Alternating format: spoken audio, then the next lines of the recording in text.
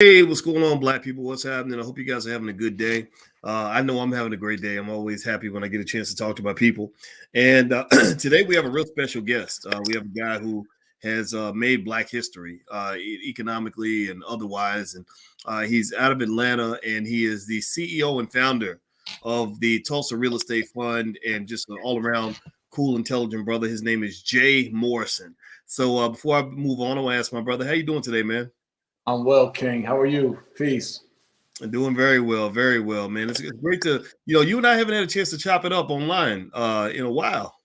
Right. Yes. Like we got so friendly. We've been just kicking it like privately. We haven't been able to share our energy and our gifts together with the world. So it's awesome to be able to kind of kick it this way and chop it up online. Yeah, man. Well, I'm excited. I'm excited, man, because I know I went down to Atlanta, and by the way, I might as well just say it now. I just found out that property I told you about in Atlanta, we're closed. Like the closings like on its way, about to sign the paperwork. So, Right. so Right. we are moving. We are going to get that spot in Atlanta, and I'm super proud to that Alicia and I have an office in the Black House. I feel like the Black House is super historic. And so, everybody, as you come into the chat, hit the thumbs up button and say hello to our guest, Mr. Jay Morrison. So, before we move into that, though, I for those who are not aware of all the great work you've done, tell them a little bit about yourself and your background and how we got to where we are right now. Yeah, sure. And I want to say peace to the whole B1 nation, the B1 family. And for those especially who I got to either break bread with or kind of just convene with at our All Black National Convention. That was an amazing time of fellowship. So shout out and salute to everyone that was there. I'm still getting DMs and inboxes about just our festivities there. Yeah, But your family, yeah, absolutely. Many of you guys may know me from the Tulsa Real Estate Fund, the Black House, the Legacy Center in Atlanta, Georgia, our 30,000 square foot commercial building. That's what Dr. Boyce calls an epicenter for Black people and kind of a headquarters for our community. Just an amazing event with Rizza Islam yesterday on medical apartheid and medical racism. Or the Jay Morrison Academy and our infamous corner classes, right? Where we've taught in the streets 34, 35 cities. We've held 65 free corner classes throughout the country, as well as an infamous 24-hour corner class where we taught financial literacy for 24 hours straight. Taught 12 classes, one class every 2 hours for 24 hours on Lee and Abernathy in Atlanta. And I'm from New Jersey, but I've been in Atlanta now about 7 years. And I'm wearing this cool Atlanta Influences Everything shirt. And our people, Atlanta being such a breeding ground for our people and for Black excellence and such an easy networking ground for entrepreneurs and leading the culture and hip hop and now Black Hollywood, et cetera. I think Atlanta is truly Black Mecca. And so we were happy to build a Black House in Black Mecca. But prior to that, I just turned 41 October 30th. And actually I got to celebrate that at the convention and have our people celebrate with me. But that marks 20 years in the real estate business, 20 years in the industry. I've started in real estate unofficially, and I'll use my quotes because it was official, but my mind wasn't all the way in it. I was actually on parole at 22 years old. And I had been in the streets from 15 years old. I grew up in Somerville, New Jersey, Plainfield, New Jersey, left Newark, New Jersey, where my environment was going through poverty and the streets was what I thought was going to be my way out. Once basketball fell through for me and I found out I couldn't rap. So I felt my only option. But if I could, basketball, I was nice, but I just, I had a lot of anger issues, right? And so I didn't have enough discipline. And then I couldn't rap. And so I thought my only option as a Black man to make it big and successful was going to be the street corners. My mom sold drugs, my grandfather sold drugs, my whole family was in the streets. And so we were proud of being like gangsters and proud of being hustlers. And that was like the family trade. It was either we had some of my cousins and my uncle went to the NBA and went to play on professional ball. So if you couldn't make it in ball, you were, going to be a professional baller in the streets. And so from 15 years old, dropped out of high school at 16 years old and went full time into dealing drugs, which landed me 3 felonies in 3 different states by age 21. I'm giving all this context to the story because I was an entrepreneur, I was aggressive, I was ambitious, I was a critical thinker. I had a whole drug trafficking ring at 17 years old, from Harlem, New York to New Jersey to Baltimore, Maryland, all the way to Lincoln, Nebraska. I literally was traveling all over the country at 17 years old, selling ounces of cocaine and et cetera, right? At 22, while I was on parole, during the men's group meeting, Pastor Antoine Thomas, referred me to a mortgage company to get a job, because I had to have a job to stay free on parole. And I had no idea what mortgages was, didn't understand credit or real estate at all. My only real estate transaction was at 19 years old, a couple years prior, before I went to my second prison sentence. My mom was trying to buy a house through FHA, and she'd get 3% down for a $100,000 house. And I was literally on parole then from a felony in New York, where I was facing 3 years to life in prison in New York for a quarter kilo of coke at 18 years old.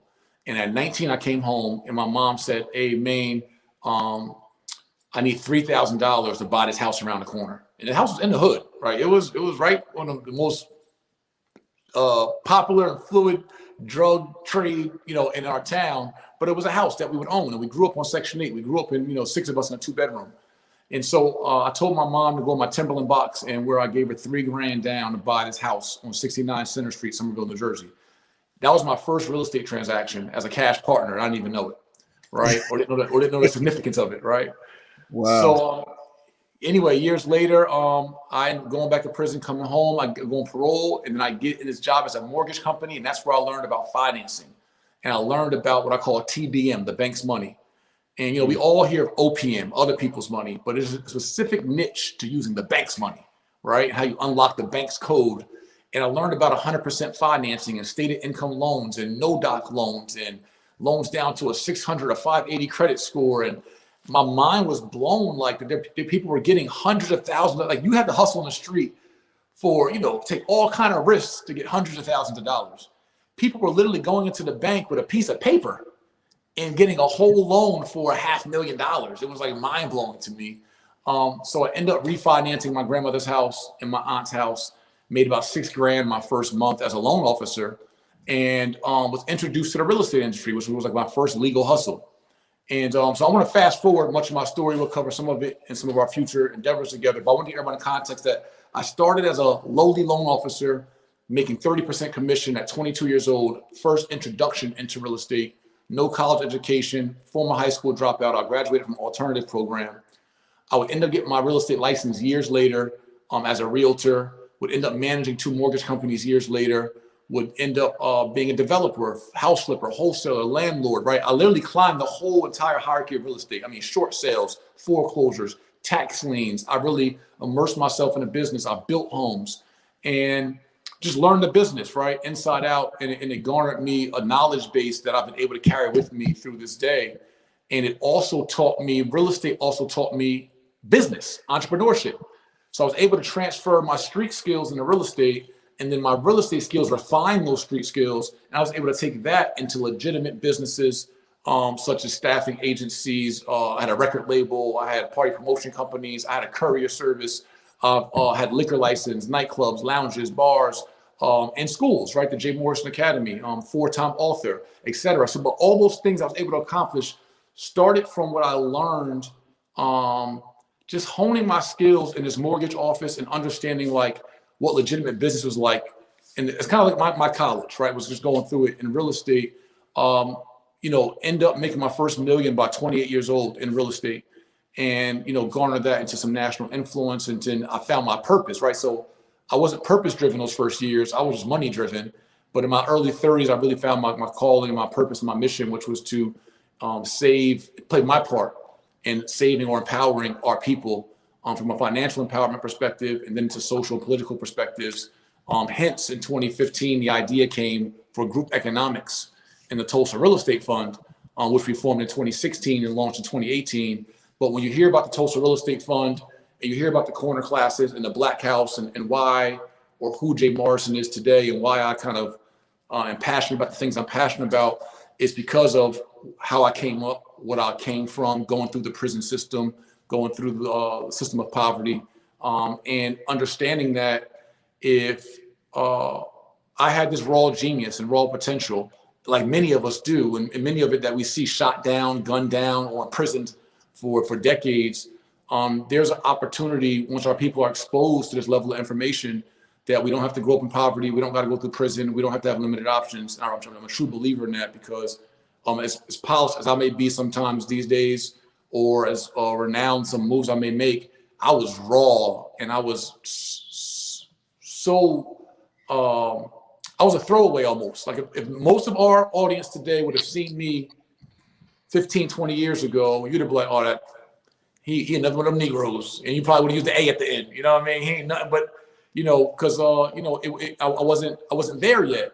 And so I believe in the potential of our people. And, that's why I'm just so passionate about creating institutions and systems and business models and partnering with people like yourself, Dr. Boyce, who are about just elevating our culture. But that's how we got Tulsa Real Estate Fund. That's how we got the Black House, man. It was just from like 20 years of grinding, of learning the business and challenging myself to keep leveling up, right? Don't get stuck being a realtor. Don't get stuck being a loan officer. Don't be stuck just being a house flipper. Like, what's the next level? How do we control more capital? How can we be close to being our own banks? How can we own our own funds, right? And so I just kept pushing myself to do what I saw, other nationalities doing. Every time we got hard money, we had to go to the Jews or to the Russians or to some other ethnicity whenever we wanted to borrow or loan money or to develop something. And so, I was just passionate about controlling our own, being self-determined, and, using my potential at the highest capacity. So I want to just lay that framework for you of how your brother, Jay Morrison, got to be Jay Morrison today. Well, everybody, in case you don't know who I'm speaking with Mr. Jay Morrison. Jay is the founder and CEO of the Tulsa Real Estate Fund. He also runs the Black House, the Jay Morrison Academy, a lot of great stuff. And I hope you all, as you come in, please hit the thumbs up button, thumbs up, share, subscribe button if you haven't done it yet. We're going to have a good conversation about a lot of things. And I'm glad Jay gave the background because this leads me into the segue that I'm thinking about. I liked listening to what you were saying about how a lot of people forget that many of our greatest geniuses, kings, and leaders are behind bars right now. Like those are the ones they came after, the thinkers, the strategizers, the alphas, the leaders, right? That's how you oppress a community, right? You get rid of the great men and you leave the weak ones behind. And so, with your corner class, what was really impressive to me is how you seem to sort of communicate to other people, particularly brothers, but really anybody listening, that it's not that being successful, making money, and doing all these other things that we want, that this isn't just it's not a matter of like having to change who you are. It's like, so continue to be who you are, just be who you are in the right context. Right. Like if I'm a violent person, it's not cool for me to be violent at church or at school. But if I become a soldier or a football player, then my violence becomes an asset rather than a liability, right? So it's a matter of getting in where you fit in, right? Putting yourself in the right context that's going to give you what you want. And so can you kind of speak to that, man? I was really impressed with your corner classes. And it seems to me that you were able to drop the game on particularly real estate, but really investing and leveling up in a way that really resonates with a lot of people. Can you kind of speak to the corner class that you were doing? How many corner classes have you done? How's that going? What does that look like for us? Yeah, we've been able to hold over 65 corner classes in the last like 5 or so years. And it was about like me just giving back to our people, like right where we're at. So it's like, okay, we want you to come to the conferences and the conventions and the hotels and the webinars. But what about like right in your neighborhood? You could pull up with your baby stroller. You can come out just as you are coming off of work. You can come out sagging your pants. And that's where you're at in life right now. Like no judgment zone. We just want you to get the information. And it was about like giving back to my old self. Like the Jay Morrison at 25 that was sagging his pants, that was carrying a gun with him, that had all this raw potential, but didn't see how it can be used. And I believe that everyone has something special in them. It just takes something or someone to bring it out. And a lot of us in our communities, we use a lot of business skills that we just don't know because they haven't been defined for us or called out, right? So for instance, when you're young or you're in the hood and, your mom puts the cable bill or the light bill under your name, you're essentially being a credit partner, right? Or, right? Or now, mind you, that credit partner could be for a cable bill, or that credit partner could be for a business loan, right? When we're in the hood and I had no license and I wanted to get my first car was a Lincoln Navigator, right? I paid cash off the lot for a Lincoln Navigator, cherry red. And I had no license though, so I couldn't even get it registered. I couldn't even, do anything with it. So I always reverse engineered right to my goals. And that reverse engineering, which I didn't know was called that back then, but it was like, okay, I know what I want. Now, how the heck do I get there, right? So I would talk to my mom or to my girlfriend or to whomever, like, could you get this car under my name, right? All those kind of things are the same things you use in an LLC formation or what we call a syndication today. You're just syndicating. You're just basically saying, here's what I want to accomplish. Here's my vision.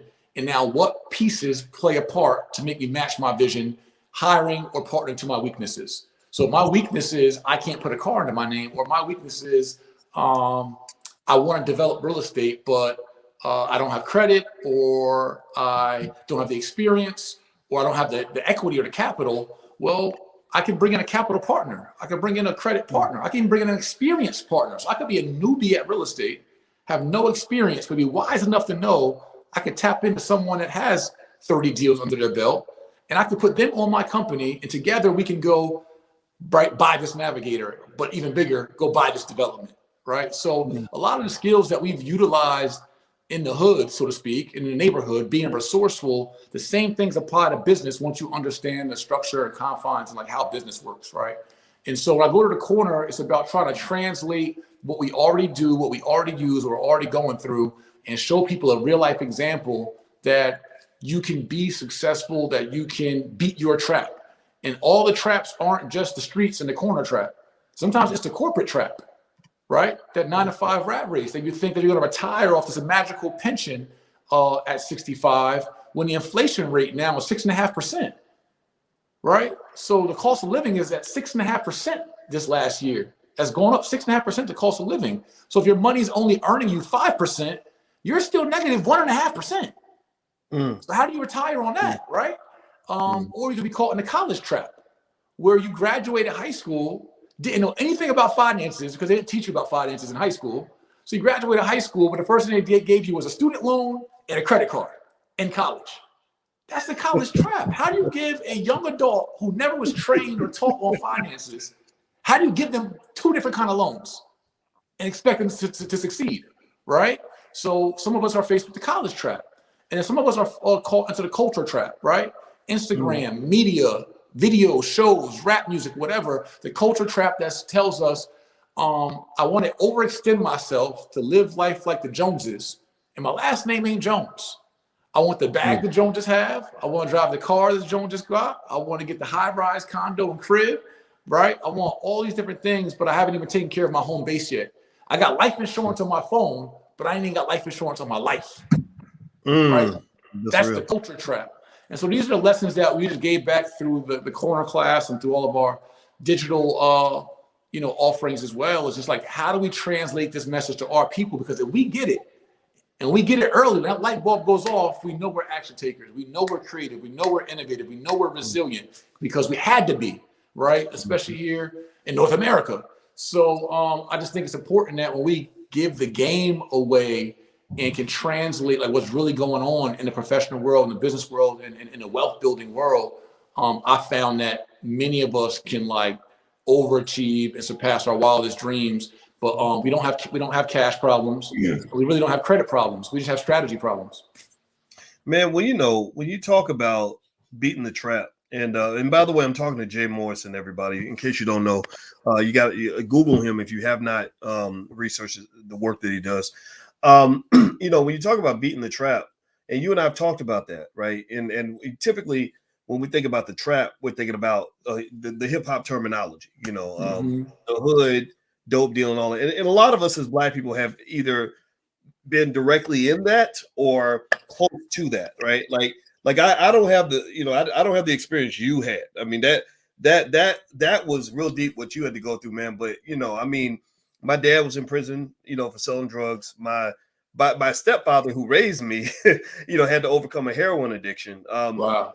I remember my best friend getting shot in the head, and being traumatized because I'm thinking that could have been me. I was supposed to be with him that day, just all these little things that come with being Black that, we just go through and we don't realize how that trauma affects us. Right. And then as I got older and I started thinking about the trap, and the other things that come to mind is two things. One, we know as Black people, the white man built that trap for us a long time ago, right? And I've concluded that if you want to beat the trap that you're in, and the Black man is placed in the trap, they trap you from birth, intellectually mostly, economically, physically, even as well. In order to beat that trap, you got to be strategic. You have to be a high level thinker, or at least do your best to be a high level thinker, or listen to high level thinkers.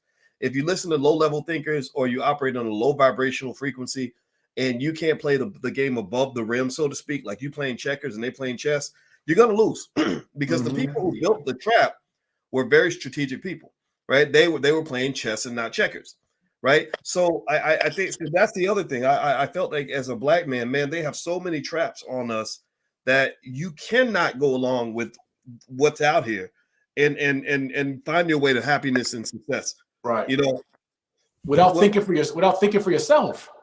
Right. You got to first identify a trap is a program or system that's designed to entice or entangle you. So I want to say it again. It's a program or a system that's intentionally designed to entice, allure you, or entangle you, entrap you, but it's secretly for the benefit of another. So they make you feel like your 9-to-5 job, go to school, get good grades, get a job, get a good government job. They make you feel like that's for you, right? We want to give this to you. This is our gift to you. But no, why they want you to get a job, right, is so that you can get a checking account. And in your checking account, they're going to give you 0.001% interest. But then when you go to get a mortgage loan, it's going to be 4 to 7% interest. So they're going to loan you your own money sitting in their bank at 4 to 7 times, or 4,000 to 7,000 times the amount that your money is sitting in the actual bank.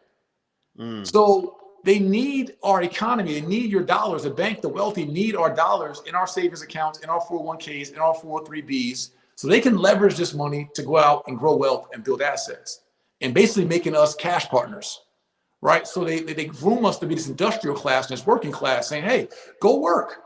Now, what we want you to do is park your money in the banks. Well, you don't park in the banks. Go spend at our corporations. Go spend at our eateries, our hotels, our restaurants, our airlines. And then we're going to take the rest of the money you got in your 401k, and then we're going to build up our airlines, build up our hotels, build up our industry off that money, give you back pennies on it. And now you're patronizing the same businesses that you're help building from the money you got sitting in the bank, but it's secretly designed for their benefit. Yep, that's right. All this whole ecosystem. So, and mind you, so we have an opportunity though to learn how to leverage capital for ourselves and make the same kind of moves for our own benefit. That's the cool part. They just didn't tell us. It's not that they actually are stopping us from doing it. We can do it. We can do the same exact things. We can create financial institutions, money market accounts. Yeah. We can create funds, hedge funds, venture capital funds. We can do all those things. They're just not going to tell us and just lay out the trap for us. So I just say the trap is the cheese under the box. Don't eat the cheese that's sitting under the box. Go create your own cheese and go flip your own cheese and go make your own cheese, and we can avoid the American trap in real life. Yeah, well, I like that. And by the way, Jay and I are going to do a free webinar you can go to called Secrets of the 1%. So you can go to secretsoftheone%.com if you want to, if that sort of conversation intrigues you. So it's right there on the screen.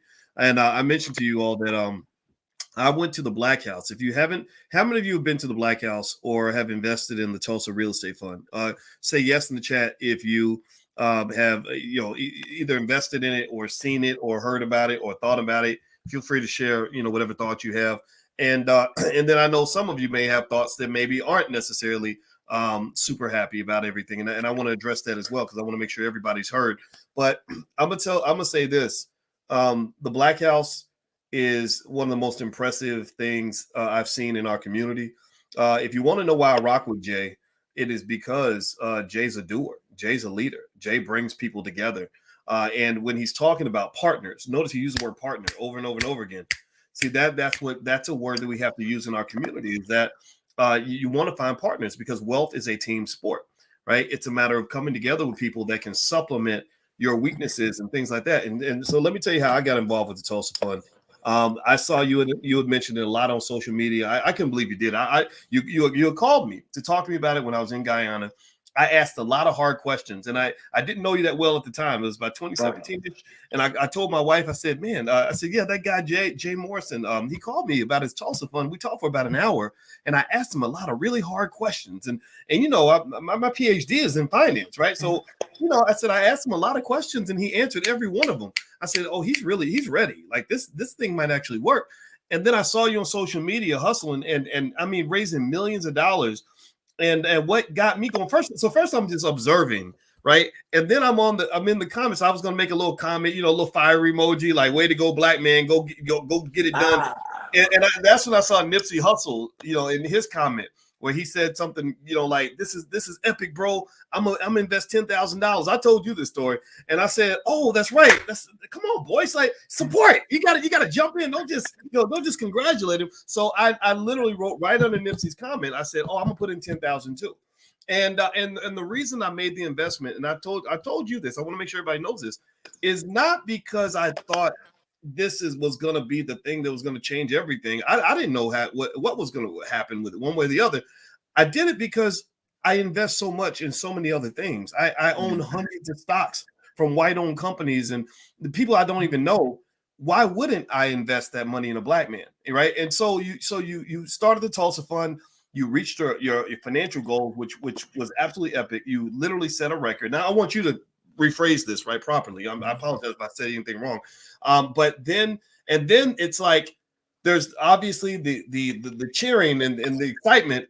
And then there was a little bit of, you know, like, okay, what's going on? This Negro, he ain't doing it right, blah, blah, blah, blah. And I'd love to address all of that, right? And so I'm going to give you the floor, man, so you can kind of talk about that experience and then even address if somebody has a criticism or a concern, like, oh, the Tulsa Fund ain't nothing, it's garbage. As an investor, I haven't had any issues. I'm happy to be an investor, but I'd be curious to just get your thoughts on all of that. Yeah, for sure. So like Tulsa really was like birth when after Freddie Gray uprising, I was like literally front on ground zero during Freddie Gray when the CVS was burning in Baltimore and it was all over the news. I drove down from New Jersey the next day and I had bringing a red megaphone and I just went to the front lines, right? Like the North Penn in Baltimore. And I just like, God just called me to go down there. Like I'd been a part of one political like protest or demonstration and I wasn't like the leader of it. I just like was like observing and I wasn't there to lead. I was just there to participate.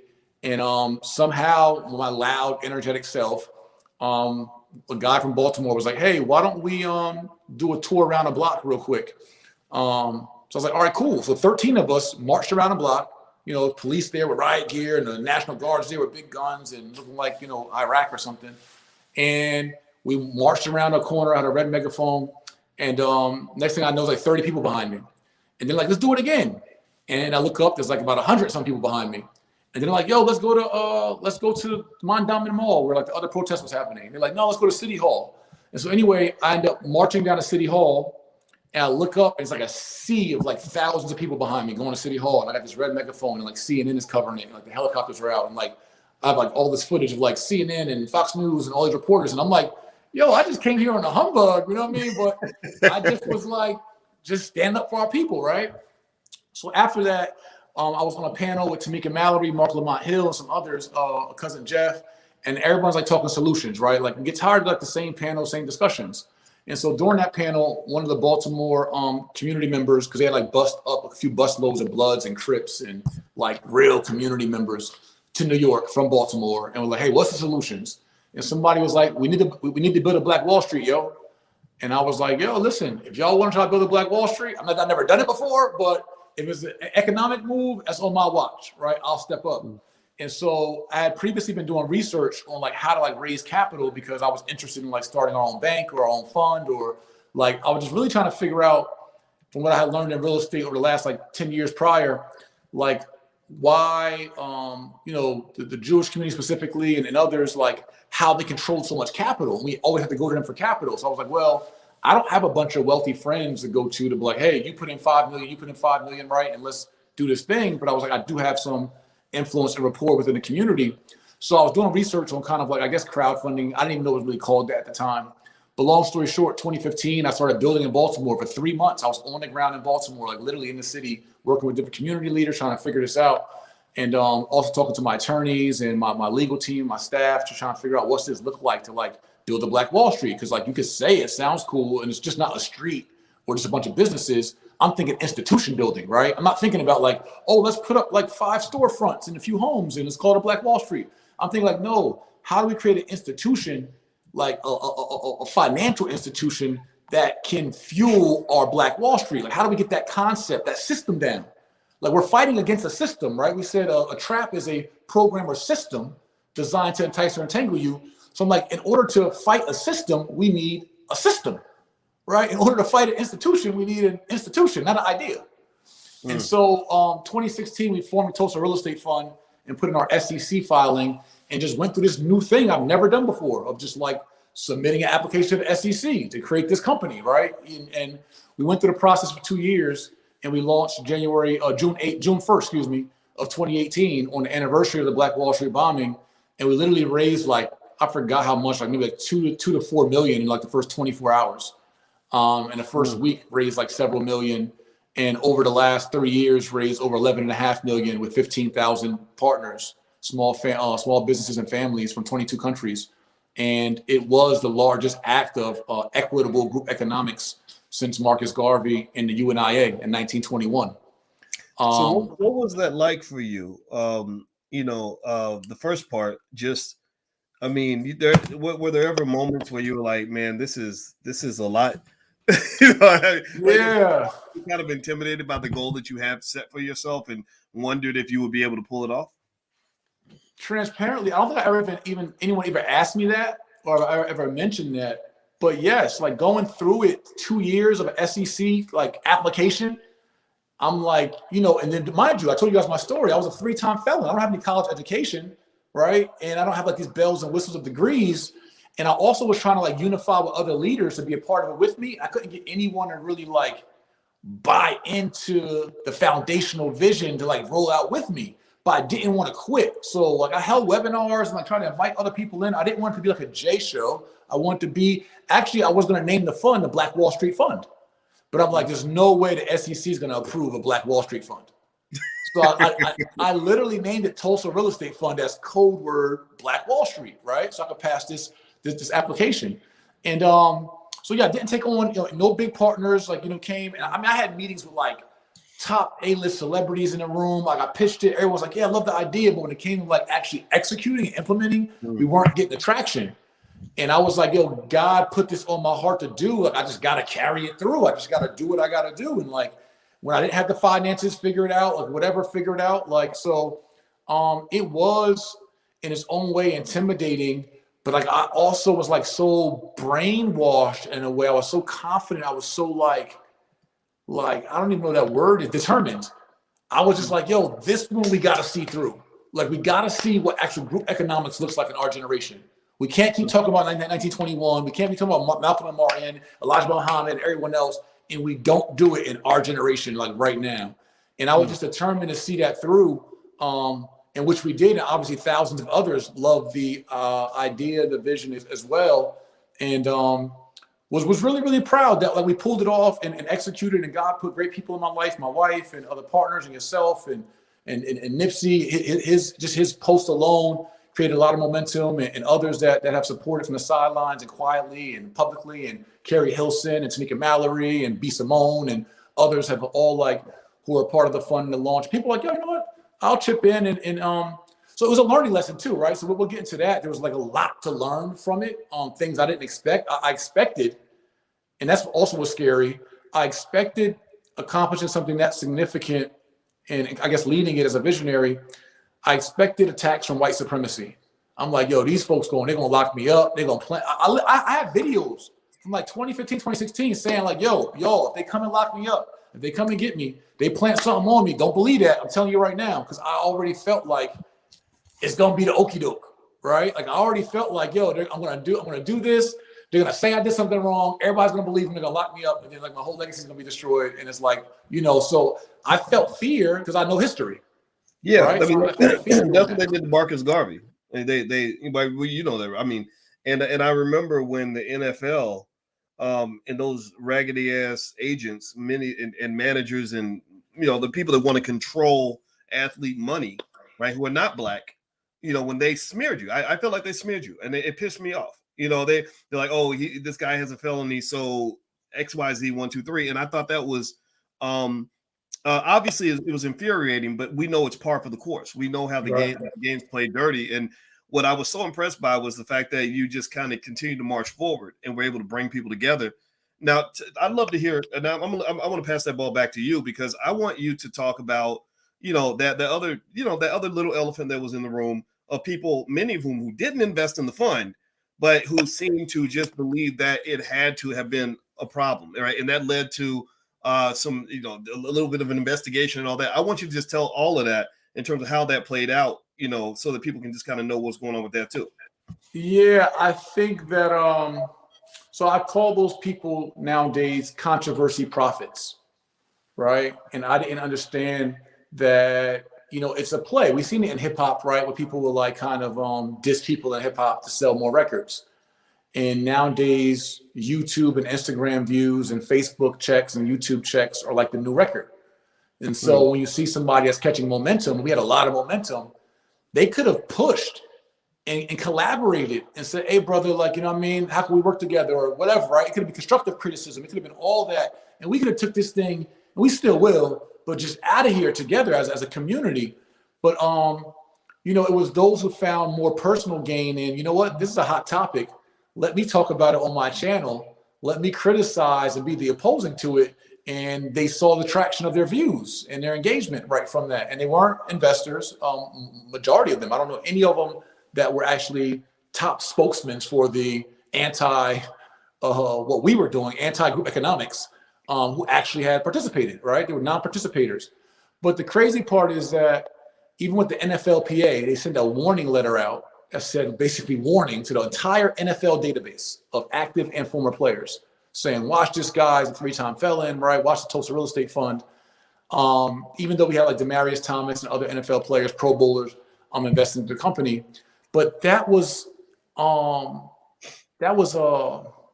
instigated by a black man off of Instagram who was an accountant who didn't like one of my accountant posts about tax strategies. And he had a friend at the NFLPA, another black man. And he literally leveraged that to, and so, but I also learned in my wisdom and through studies that whenever a Negro is used to take down another black man, it's still the enemy behind him. Whether he knows he's doing the enemy's work or he's doing it, or he's paid or propped up to do the enemy's work, right?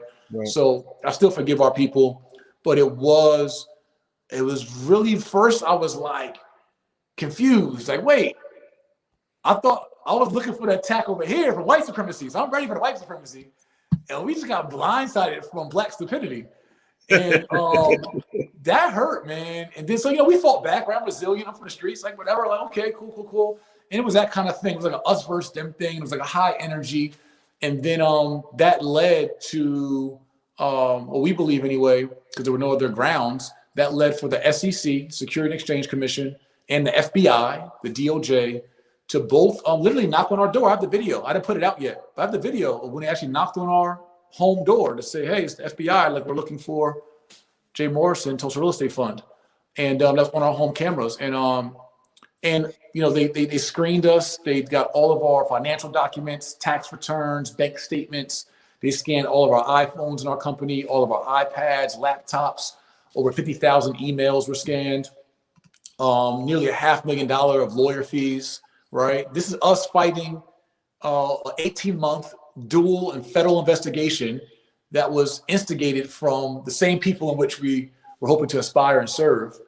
And after 18 months, both agencies came back and concluded their investigations. The SEC concluded their investigation with no findings. So this is after looking at everything they can look at. I mean, you're talking about material statements, false advertising, financial records, misrepresentations. Like, so the SEC, so whoever, for our family who may not know, the SEC, they cover what's called civil misconduct. So you ain't got to break a law. You just got to do something that's civilly wrong or misrepresentation.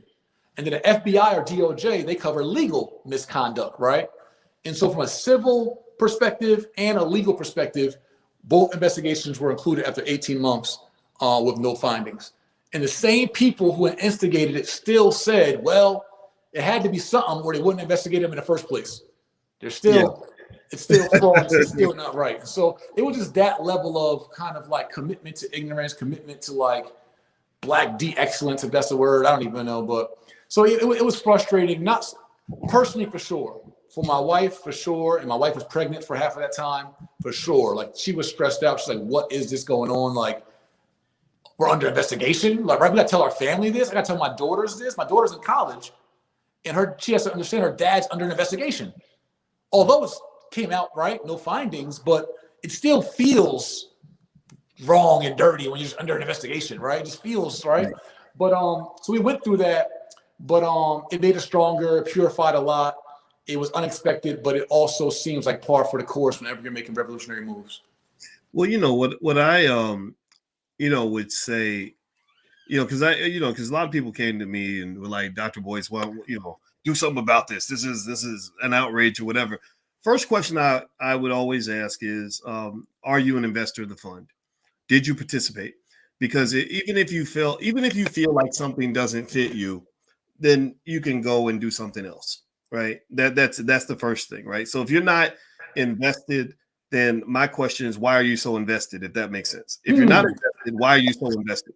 Right. Wow. And then what people will say is they'll come back and say, well, it's because, if it's not done right, it's harming the black community. This and I say, okay, I hear that. I really do. But here's what's interesting. You can't tell me that we don't have a community that will put 100 times more scrutiny on the back of a black man than we'll put on a white man any day of the week. I said, look, the Tulsa Fund has raised about 11, 12 million bucks. Is that about the number? Yeah, about 11 and a half. Yeah. There we go. Popeye's Chicken has raised about, I think they made $5 billion last year. And you know who they were selling that greasy ass chicken to, right? and y'all know this ain't health food. Queen of Food does not approve of Popeye's Chicken because you will die at some point if you keep eating that shit. And my thought is, I have rarely seen any of these people scrutinize, the business model of Popeye's Chicken, the management structure of Popeye's Chicken, the way they pay dividends, what they do with their money. Now, again, I would just sit here and say, like, maybe there's something there that you don't like, and I get that. But come on now. If you really claim to be protecting the community, it's almost like Black Lives Matter in a way, where my little issue with the whole Black Lives Matter movement wasn't because I disagreed that Black Lives Matter. It was it was me saying, okay, wait a minute. So one guy gets shot by the cops, and we're up in arms about that, which we should be. But what about the 85 kids that got shot in Chicago this week, and y'all ain't say shit about it? Like, so do Black Lives matter? Do Black Lives really matter to you, or are you just sort of cherry picking your agenda based on your preconceived bias, right? So what I would just say at the end of the day is, if I don't like what Jay Morrison does and how he does it, I'm gonna try to go do something better. Right. If I was in that category, now I told you I like it, man. I was happy to be a part of it. The Black House alone made me say, okay, this is worth it. I put some bread in here. Maybe I'll make a good ROI, maybe not. But man, we got this beautiful, gigantic building that's ours, right? And I was so happy. My wife and I leased an office in the Black House. So I want everybody in Atlanta to know we're planting our flag in Atlanta. My wife and I both, because we stand with what is represented here. Right. And I just really hope that we as a people can say, that it's okay to have, free expression and all that. But come on, man. I mean, figure out where the real enemies are. And I just thought the whole way everything was kind of done was just wrong. Right. But let's move into something more positive, because I want you to really talk about the positive things you're doing. One thing I like about what you're saying, and this is probably why we're friends, is that you do play above the rim. You're clearly a genius. I never even asked you anything about college and none of that shit. I know a smart person when I talk to one, right? So what? Here's my thought, right? I'm gonna ask you a question about this guy. I'm actually put him on the screen. His name's Kanye West. Okay, and Kanye West did a great interview this week on Drink Champs, where he was just saying all the right things. He was citing Dr. Claude Anderson. He was talking pro-black, voting as a block, just all the stuff that we want artists to say. So I love the interview, right? And I cheered it on. But then my question was, okay, what's next? What's the next step? Because one of the things I've noticed in many cases, and I'd love to get your thoughts on this, is that, we have a lot of artists that will talk about how rich they are. what, I bought Gucci and Louis and a Benz and all that. I want you to have all of that, right? But I don't hear a lot of talk about the systematic, structured institution building that our community needs, right? The stuff that you're going to get the Black House, like the Black House is a place where you can bring your kids and they're going to learn more there than they're going to learn in a public school system, right? Our own systems, our own economic systems, educational systems. What do you think? What advice would you kind of give to a Kanye, to say, look, bro, we know you're a billionaire. You've told us that, and that's awesome for you. Now, okay, when do we start building the school system?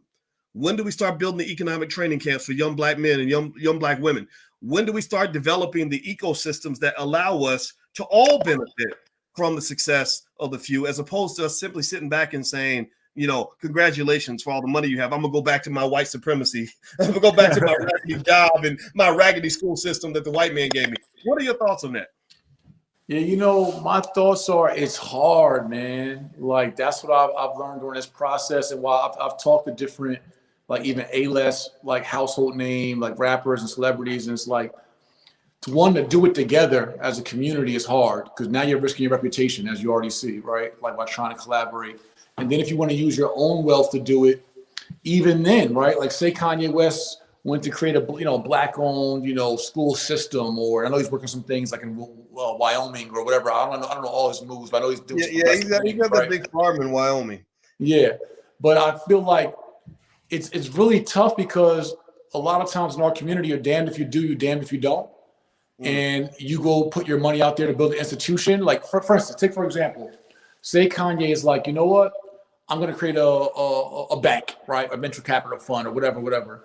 And then say someone in that bank does something misappropriation, right? Or the bank fails, doesn't do good the first time. Then it's like, our same community that he went and took a risk for will be like, see you, da-da-da-da. There'll be memes and there'll be whole podcasts and there'll be whole things. So a lot of times it's like, for someone to go and intentionally take those risks, I think one of the first things I've learned is alignment, right? I would say to Kanye, is that he has to align with, or anyone of his stature that wants to do something progressive in our community, you got to align with other institution builders. Marketing is easy, right? Going viral on the podcast or on the gram is like easy. Like a cat can go viral. But building an institution, building infrastructure, building the systems, the process, procedures, protocols, legal, compliance, treasury departments, and all things that are needed for a strong organization like that, that takes a lot of work. And our people we have to get, and why I say we have to align with others is because you can't tell 40 million or 400 million people, hey, chill out, give me a break, you got to be nice to me, right? You can't control that many people. So you're going to have your level of critics. So you got to surround yourself with a ecosystem of like a think tank, and also diversify your leadership, or when I say decentralize your leadership. So it's not all on Kanye. It's not all on Jay Morrison, which is why I love collaborating with you and Noor Muhammad and Brother Ben and this one and that one. If you have decentralized leadership, and we all go do a Tulsa Real Estate Fund, we all go create a school system, we all go create that think tank or those banks, now you have more layers of protection and allyship, so that one, you got more genius at the table, so less likely to fail with more genius at the table. You have more resources at the table. That's true unity. Unity is not the masses first. It starts from the think tank bubble. It was only like 50 something men that came up with or less that came up with the Declaration of Independence to basically free this, quote unquote, free this already free nation, but free them from England. So I just feel like if I would say to Kanye or anyone that wants to be, I know Diddy's talked progressive language before, and Tip has, and Ice Cube has, it can't be what you're used to, where it's a you show. You're used to being on the stage. You're used to being, I'm saying from my own experience. I'm used to being a guy like, it's about me. I'm handsome. I'm swaggy, right? I'm this and that. But the show has to be like, it's us. It's the collective. Yes. And then by having that collective barrier and that collective alliance, you now get everyone's audiences, you get more support, and God forbid if things go wrong, you also, or if they're trying to infiltrate or take someone down or smear someone, now you got to smear 12 people. It's much harder to smear 12 credible people than to try to take down one Jay Morrison and find his blind spot. Mm-hmm. So I would say to Kanye, with his wealth and with his progressive actions and talk, I would say is like, get with other progressive action takers and doers, and we don't have to advertise all our moves. Get together, make a strategic plan and move, and roll that joint out. And literally, Kanye, like what we did with Tulsa Real Estate Fund, if Kanye got with like 10 other people, 7 other people, he don't even need them. He only needs them for decentralization. He don't need them for influence. He don't even need them for money. But if he got with 7 to 10 other people and said, we're rolling out a $75 million Reg A Tier 2 fund, he would fill up 10 funds in a matter of a week. That's $750 million. Like we said, it only takes a million people to invest $1,000. That's $1 billion of capital. Kanye, with a diversified, decentralized leadership, could raise $1 billion in under a month just within our community alone. Yep, and that would be the my thinking on that is, you have a Kanye, Cube, guys like that, and I think they're going to get the vision eventually, right? It just takes time. We have to be patient and support. You get on the phone with 10 of your most influential friends, and you ain't even got to ask them for money. You could raise all the money we need. Black people, we spend all our time complaining about how horrible the public school system is. They look at what those white people are doing to my child. They put the black boys in special ed. They punish the black kids. Why don't we have our own school system? We got thousands and thousands of educators in our community that are 100 times better at educating our kids. And it is not racist for us to say that black children should be educated by black people. Even Bell Hooks wrote about that. She said integration of the school system was the worst thing to happen to our kids educationally. And you see the evidence all around you. The majority of our kids can't even read a grade level. We need to own that, all of that. Right. Kanye. That's on us. There you go. Right. So the Kanye's, anybody, and I'm not even, again, this is not a critique of Kanye at all. I'm so proud of him. Right. But get with your friends, say, we're going to raise $1 billion. We're going to hand that money, no strings attached, over to a panel of black experts that we trust, maybe 20 or 30 of them, educators that really care about the community, and say, let us know if you need more money. Implement a system that is going to make sure our kids are getting the best education they can get. The models are out there. You got Freedom Home Academy International that educates, that has 12-year-olds that think like college students, right? But Marcus Klein is doing this on a shoestring budget. We gave him a $5,000 donation, and I asked my manager, I said, well, what did he do with the $5,000? Did he mention it? Did he give a scholarship or something? She said, no, he's going to take the money and go build another school. I said, how are you going to get a school started with $5,000? But that's how smart we are. So imagine if you gave that man $5 million. $5 million ain't even a whole lot of money. And I mean, relatively speaking, right? Same thing, economic systems, all that, man. Like, I personally think it's time for the takeover. You know what I mean?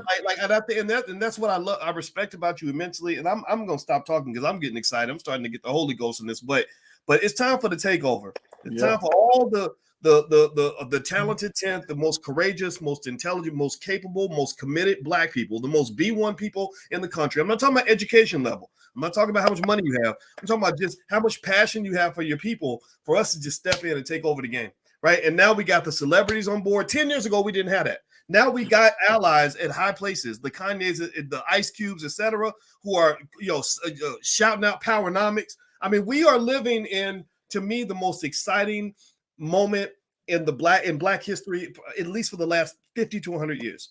You know what I mean? We got Jay Morrison, who literally just raised the same amount of money in 2021 dollars that Marcus Garvey raised 100 years ago. Like, we got everything we need right now. So to me, I think where you're so important on this is that I don't care what anybody says.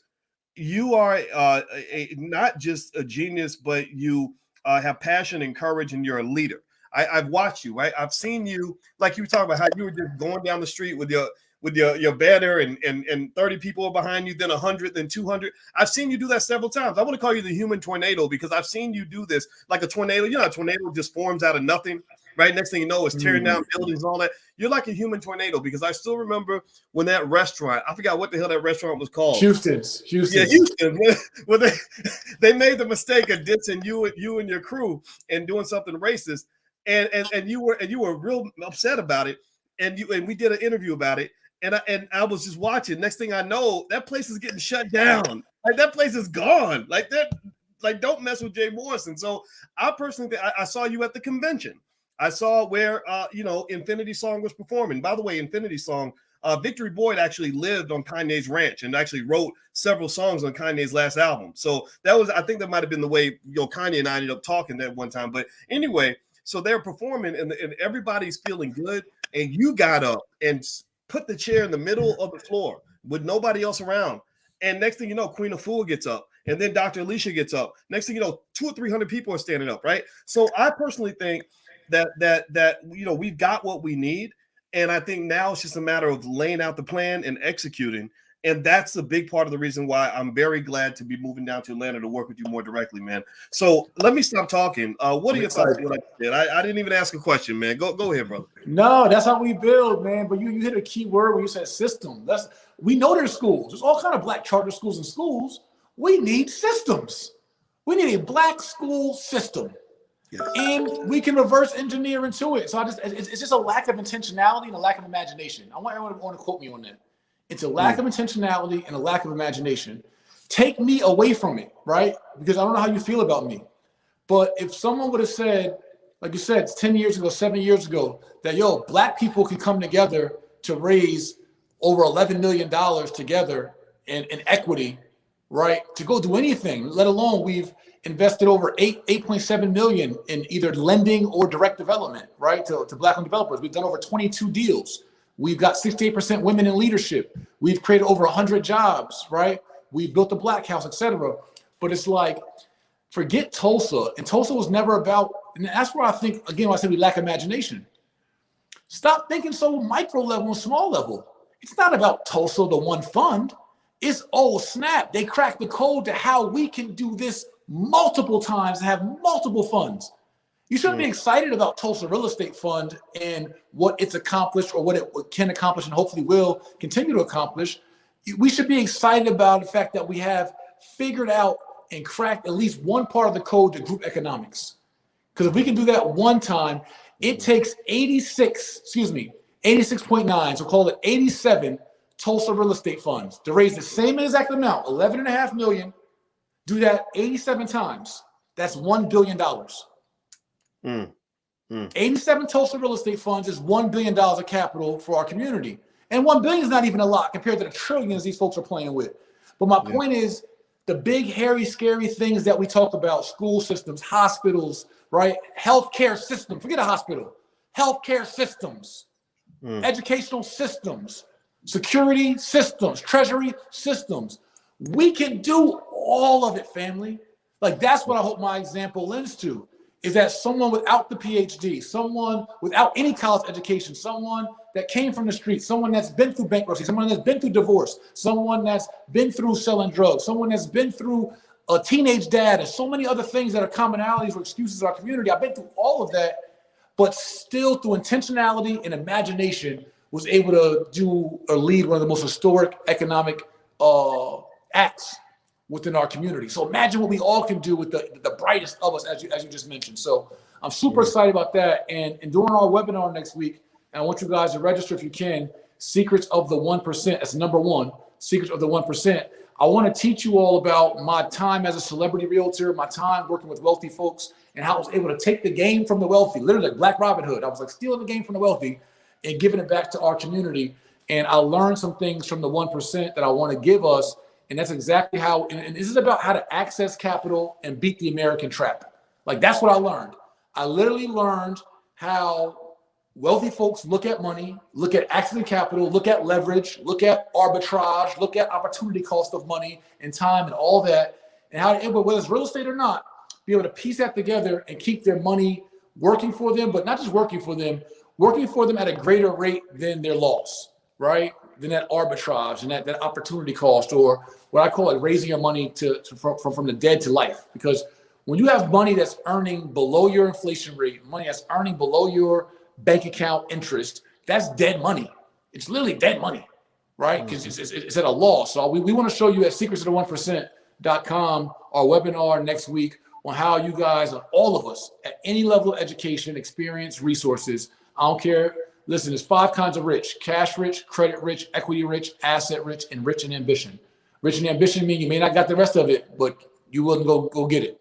If you have any of those qualities, we can teach you at secretsoftheone%.com how to access capital in real life and beat the American trap. And as once we get that as family CEOs, we can then do that for our family.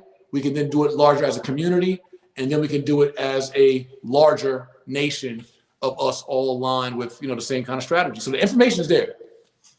Yeah, there we go. All right. So secretsoftheone%.com. We're going to do this next week. It's free to the public. So if you want to participate, I encourage you to come out. And I want to say thank you, Jay, for coming in here, man. And I know that that what you're doing isn't easy. It's almost like we had those first settlers that would go to a new territory where there's nothing but bears and wolves and people trying to kill you and everything else. And in fact, it makes me think about Brigham Young when I heard the story about the Mormons and Brigham Young. And from what I understand, I'm not an expert on this, but the Mormons back east were kind of being persecuted because they were a little bit different, And Brigham Young basically got, about 250 families to go out west. He said, if we go out west, I hear there's a Great Salt Lake and we can settle out there. Nothing's out there. Nobody will persecute us. We'll be free. So they all got together, like the 250 strongest families, most committed or whatever. Not everybody went, right? A lot of people stayed behind, but the strongest, most committed families got in their little covered wagons and they started heading out west looking for this Great Salt Lake. So on the way, there's not enough food. There's Native Americans, trying to take them out. A third of the families died like on the way out to this Salt Lake, right? So they get out there and they find this Great Salt Lake, and there's no jobs, there's no schools to send your kids to, nothing, right? So they just literally start planting potatoes so they can eat. Then they start making up little businesses, like, okay, well, I know how to put horseshoes on, so I'll put a little shingle up and I'll become the dentist, right? The dentist is the guy who knows how to put shoes on a horse, right? I mean, just real raggedy stuff, right? But they're determined, they're committed, right? They ain't doing it right, they ain't doing it perfect, but they're just determined to be free. And now, 100 something years later, you got Salt Lake City, one of the richest cities on the planet.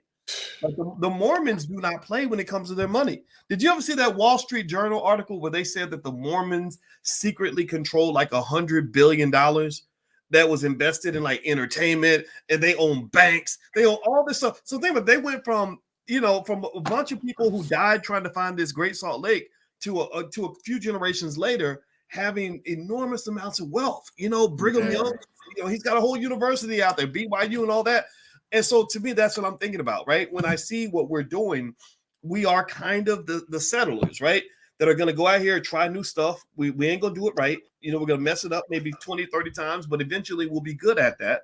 And I think the real win is going to be like 2-3 generations down.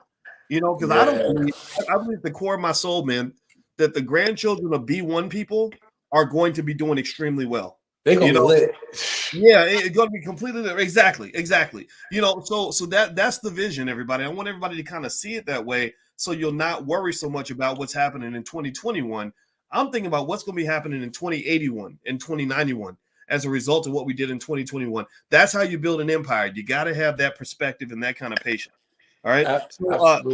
So by the way, let me tell everybody where they can follow you on Instagram. You can follow Jay at Mr. Jay Morrison. That's right? Is that the Instagram? Yeah, Mr. Jay Morrison, okay. Instagram, YouTube, Facebook, all that. All right. So definitely follow Jay, and we're gonna do this thing. The 23rd, right? Secretsoftheone%.com. Okay. In that conversation, we'll just kind of break down collective knowledge that we both acquired over time. And also, if you live in Atlanta, just know, like I said, I want everybody to know that Alicia and I are planting a flag in Atlanta, because I'm telling you all, like, if you want to see the future of the Black community, go look in Atlanta. Atlanta's got it all in terms of the talent and the potential and the capability. And so Atlanta is at the top of my list of places I wanted to plant my flag at, and that's what we're going to do. All right. So thank you guys very much. Thank you, Jay. Thank you. Hey, I want to leave you with this last quote on when we're seeking and we're on our way to progress, we can't wait for perfect. And as a lot of times as a community, we want to wait for perfect. And that's to point your Brigham Young story. When you're trying to make progress, you can't wait for perfect. You got to just progress better than where you at today. And so we keep that mantra going forward, and this kind of unity, man. Like I said, the year 2091 is going to look great for our heirs, man. So we're doing the work. But I'll see you guys next week, December 23rd. All right. Well, everybody have a good Love day. You, And Jay, just stick around for 1 second. That way we can formally say goodbye. And you all have a great day. I'm about to shut this down, and we'll see you guys next week. Take care now. Peace.